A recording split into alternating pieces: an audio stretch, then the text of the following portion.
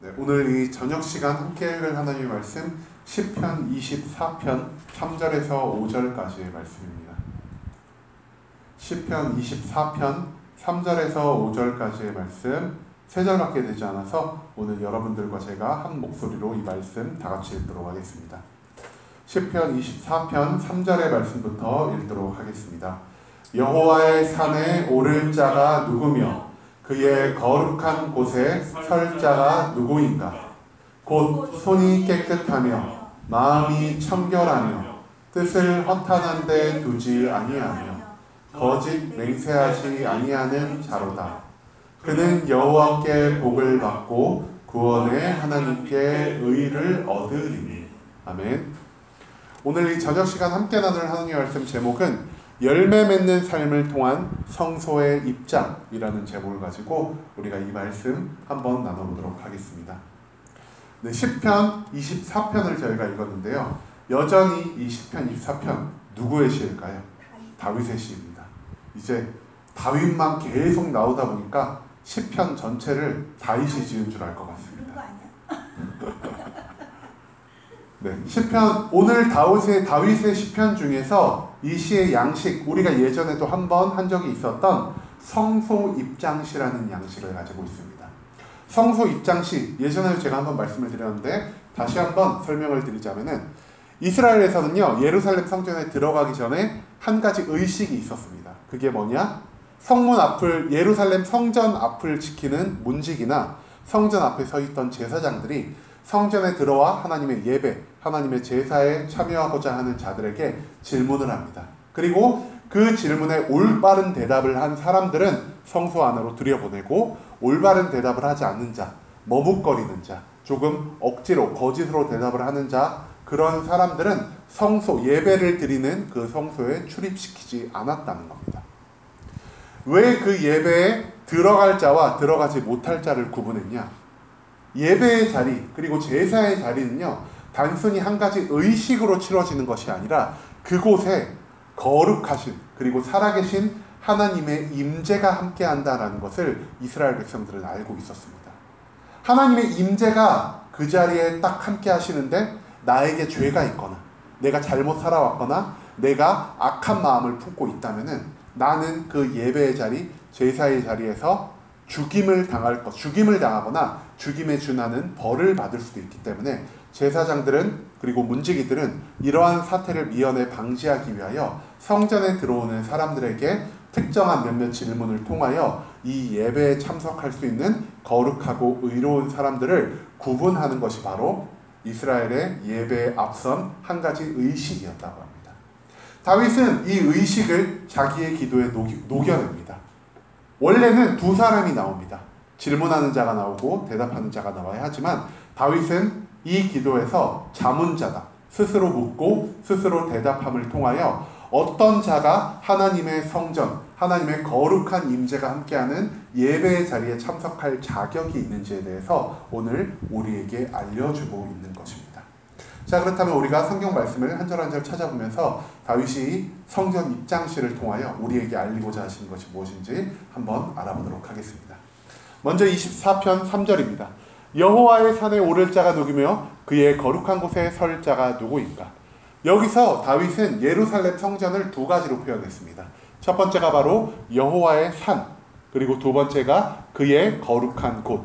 이 두 가지가 모두 예배가 드려지는, 제사가 드려지는, 그리고 오늘날로 말하면은 우리가 예배드리고 기도 모임 하기 위해 모인 성전과 예배 공동체라고 할 수 있겠습니까? 다윗은 이렇게 말합니다. 여호와의 산 함부로 오를 수 없습니다. 그리고 여호와가 계신 거룩한 곳에 함부로 설 수가 없습니다. 여호와의 산에 오르기 위하여, 그리고 하나님이 임재하신 이 거룩한 예배의 자리에 서기 위하여는 특별한 자격이 필요합니다. 여러분들이 과연 그 자격을 갖추셨습니까? 라고 말이죠. 그리고 4절 말씀에서 성전 입장에 필요한 다윗이 생각하는 자격이 나오는데요. 4절 말씀입니다. 곧 손이 깨끗하며 마음이 청결하며 뜻을 허탄한 데 두지 아니하며 거짓 맹세하지 아니하는 자로다. 이 말씀을 통하여 다윗은 성전에 들어갈 자격이 총 크게 세 가지로 구분해서 말을 할 수 있는 것을 우리가 발견할 수 있을 것입니다. 첫 번째가 무엇이냐? 손이 깨끗한 자입니다. 우리가 예전에도 한번 말씀드린 적이 있는데요. 사람의 손은요, 그 사람의 행동하는 것, 그 사람이 세상 속에 나아가 살아가는 그 행위 자체를 의미합니다. 그런데 다윗이 뭐라고 말하고 있죠? 이 손이 깨끗한 자여야 한다. 즉, 내가 세상에서 살아갈 때 나의 행실이 하나님 보기에 더러운 것이 없어야 한다. 즉, 세상 속에 나아가 살아갈 때 하나님의 거룩을 드러내며 살아갈 수 있는 그러한 삶을 살아야 한다라고 다윗은 말하고 있습니다.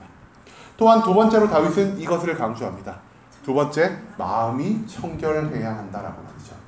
다윗은 그 다음에 우리의 마음을 강조합니다. 마음이 청결하여야 된다.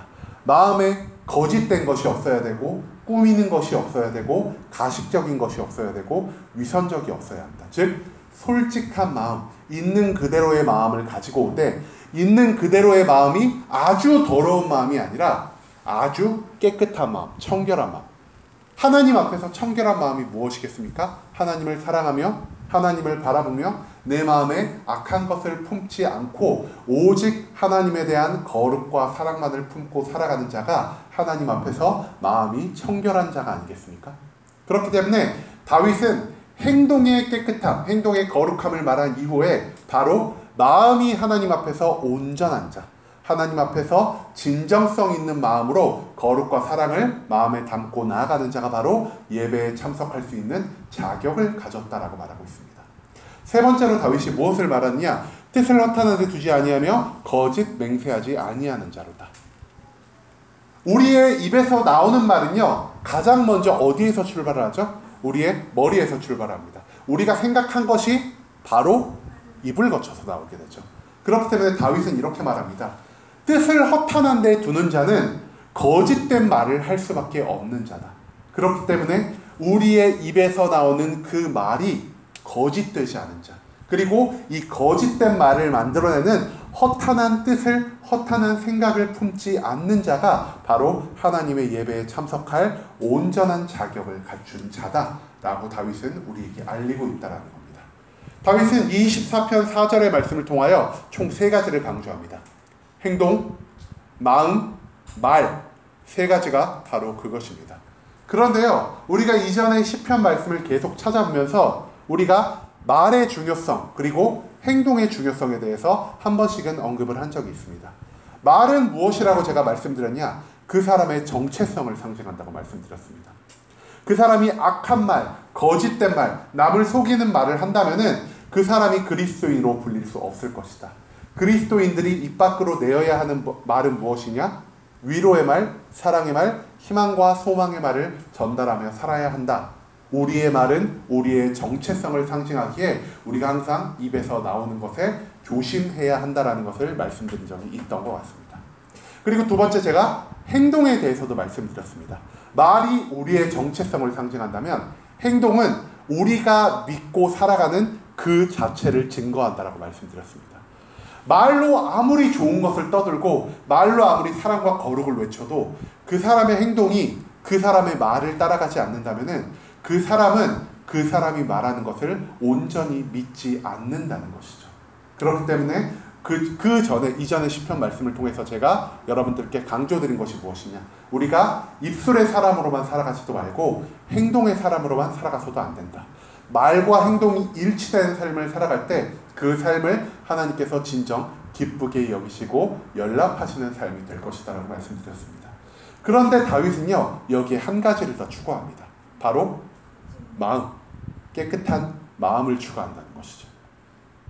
이 마음은 무엇을 의미합니까? 우리 안에 있는 무언가를 향한 진정성을 의미합니다.